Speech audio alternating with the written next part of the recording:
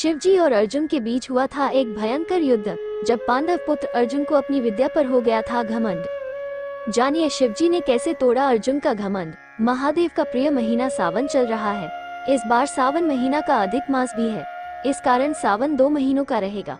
इस महीने में शिव पूजा के साथ ही शिव जी कथाएं पढ़ने सुनने की परंपरा भी है।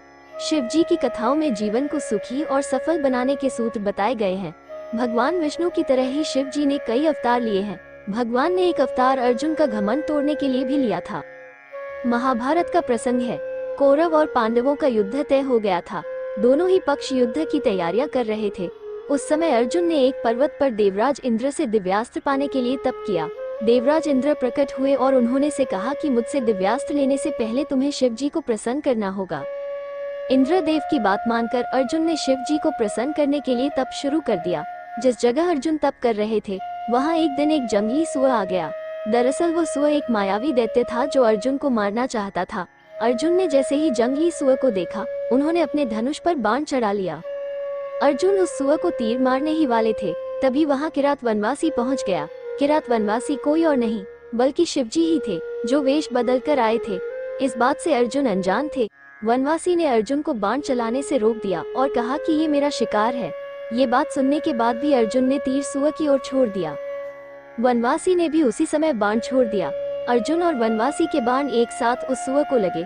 सुअर तो मर गया, लेकिन इन दोनों के बीच विवाद होने लगा। दोनों इस शिकार पर अपना अपना हक बता रहे थे। ये विवाद युद्ध तक पहुंच गया। अर्जुन ने उस वनवासी को पराजित करने की बहुत कोशिशें की, लेकिन उन्हें सफलता नहीं मिली। युद्ध के बीच में वनवासी का एक बाण अर्जुन को लग गया। उस समय अर्जुन को समझ आ गया कि ये कोई सामान्य योद्धा नहीं है। इसके बाद अर्जुन ने कुछ देर के लिए युद्ध रोका और मिट्टी का एक शिवलिंग पूजा की। पूजा में जो माला अर्जुन ने शिवलिंग पर चढ़ाई थी वो उस वनवासी के गले में दिखाई देने लगी। ये देखकर अर्जुन समझ गए कि ये स्वयं शिव जी ही हैं। अर्जुन ने शिव जी को पहचान लिया और उनकी पूजा की। शिव जी ने अर्जुन को संदेश दिया कि कभी भी अपनी शक्तियों का घमंड नहीं करना चाहिए और कभी भी किसी को छोटा नहीं समझना चाहिए। जब अर्जुन को अपनी गलतियों का एहसास हुआ तो उन्होंने शिव जी से क्षमा याचना की और अहंकार छोड़ने का संकल्प लिया। इसके बाद शिव जी ने अर्जुन को पाशुपतास्त्र दिया था।